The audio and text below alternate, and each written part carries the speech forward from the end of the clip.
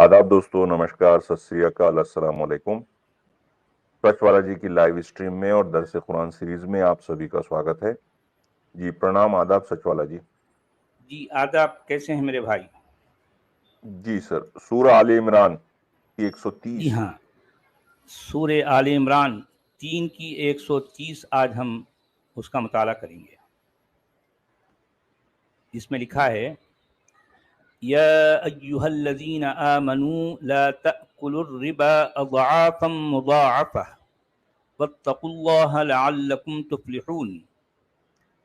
ऐ ईमान वालो, ये बढ़ता और चढ़ता सूद खाना छोड़ दो और अल्लाह से डरो, उम्मीद है कि तुम कामयाब हो जाओ।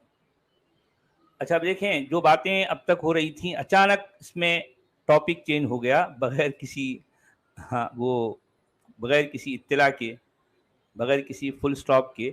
यहाँ पर बात हो रही है सूद की। सूद क्या है? अब हम हिंदी में शायद उसको ब्याज कहते हैं, ब्याज या फिर जो है इंटरेस्ट, ये जो भी कह लें आप, सूद। यहाँ बात हो रही है सूद की।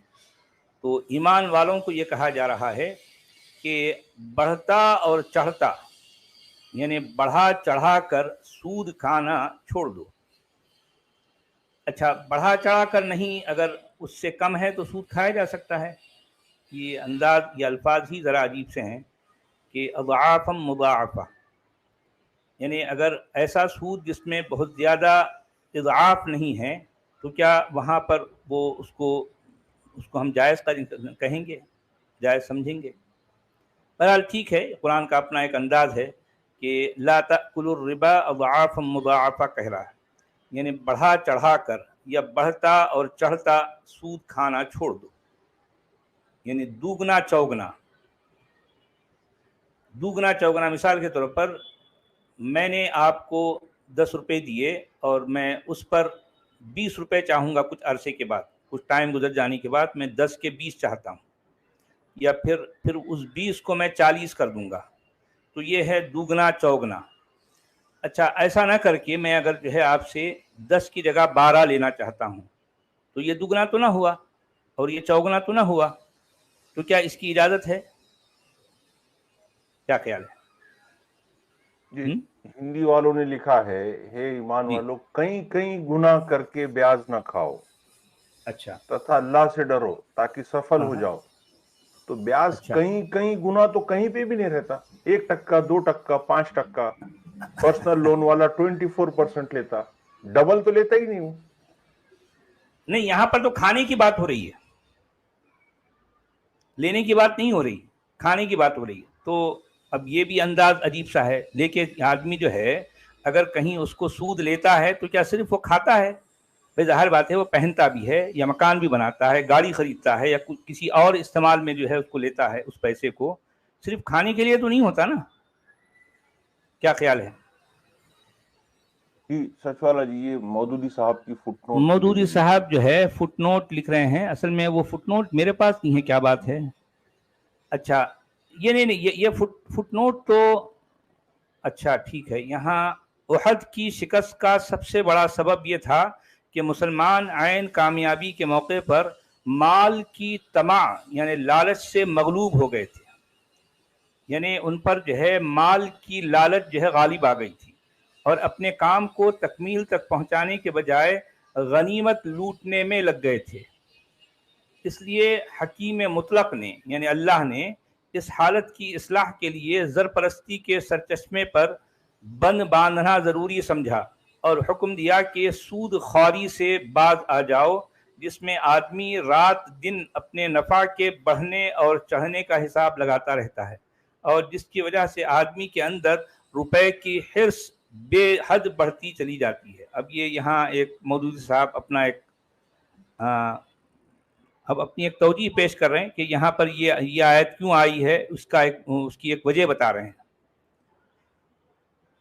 तो बहरहाल सवाल तो वही है कि बढ़ता चढ़ता, कोई लिख रहा है, कोई कह रहा है दुगना चौगना, और कोई कह रहा है कई गुना। यानी बहरहाल अज़आफ़न मुज़ाअफ़ा का मतलब कई गुना या दुगना चौगना, इसके ये माना होते हैं।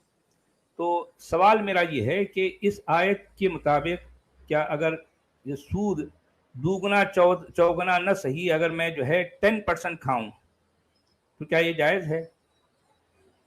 10% کا مطلب دوگنا بھی نہیں ہوا چوگنا بھی نہیں ہوا نا بھی، یعنی دوگنے کا مطلب یہ ہے کہ 100 کی جگہ 200 کھاؤں یا پھر 200 کی جگہ 400 کھاؤں، یہ جو ہے اضعاف مضاعفہ کہلاتا ہے۔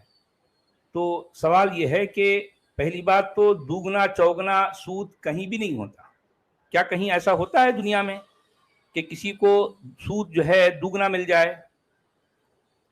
اور پھر یہ کہنا ہے کہ وہ سود کی رقم انسان صرف کھانے کے استعمال میں لیتا ہے، اور بھی کئی جو ہے اس کے کام ہیں نا، بھی کئی مصرف ہیں، کئی مدوں میں انسان جو ہے خرچ کرتا ہے، گاڑی خریدتا ہے، گھر بناتا ہے، پلاٹ خریدتا ہے، یا کسی کو کوئی جو ہے کسی زمانے میں قرضہ لیا تھا تو جو ہے وہ قرضہ ادا کرتا ہے، یا اور بھی کئی کام ہیں، پہنتا ہے، پہناتا ہے، لوگوں میں تقسیم کرتا ہے، کئی کام ہیں، صرف کھانے کے لیے تو نہیں استعمال ہوتے نا یہ پیسے۔ مگر اب قرآن کا انداز ایک بالکل لمیٹڈ جو ہے فارم میں، کیونکہ اس علاقے میں اس قبیلے میں شاید لوگ پیسہ لیتے صرف کھانے کے کام میں لیتے تھے، ان کے پاس جو ہے کوئی اور اس کا مصرف نہیں تھا۔ تو قرآن چونکہ ایک محدود علاقے محدود زمانے سے تعلق رکھنے والی کتاب ہے، تو اس میں اس کی باتیں، اس کا انداز بھی اسی طرز کا ہوتا ہے، جس سے یہ بات ثابت ہوتی ہے۔ جی ہندی میں تو آپ نے کہہ دیا۔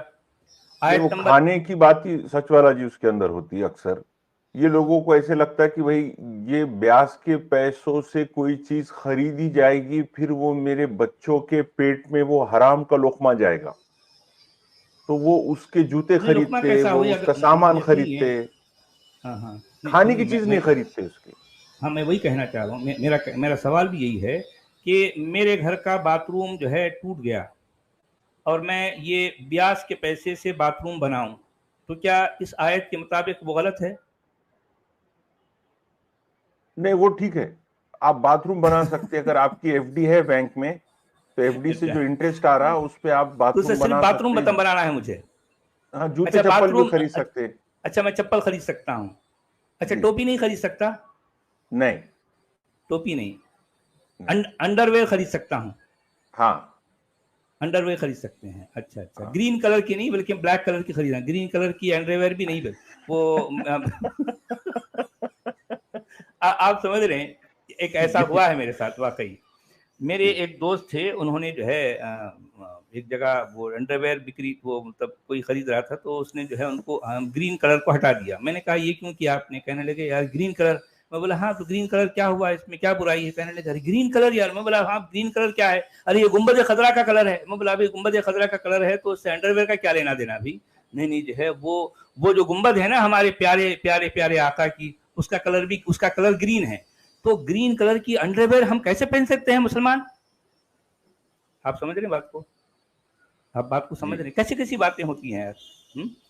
چلیے خیر ٹھیک ہے، یہاں بات ہو رہی ہے آیت نمبر 131 کی، وَاتَّقُوا النَّارَ الَّتِي أُعِدَّتْ لِلْكَافِرِينَ۔ اچھا اب یہ آیت ایسے ہی بیچ میں جو ہے جوڑ دی گئی، یعنی اس آگ سے بچو جو کافروں کے لیے تیار کی گئی ہے۔ اب یہ کیا بات ہے بیچ میں چلتے چلتے؟ یعنی بیچ میں اس آیت کا کیا لینا دینا بھائی؟ کیا لینا دینا؟ کوئی تک ہے اس سے پہلے والی آیت کا یا اس کے بعد والی آیت کا اس سے کوئی کنیکشن ہے؟ بیچ میں ایک بے تکی سی بات، یعنی اس آگ سے بچو جو کافروں کے لیے، یعنی مطلب یہ ہے کہ قرآن اپنے ماننے والوں کے ذہن سے آگ کے ڈراوے کو الگ دور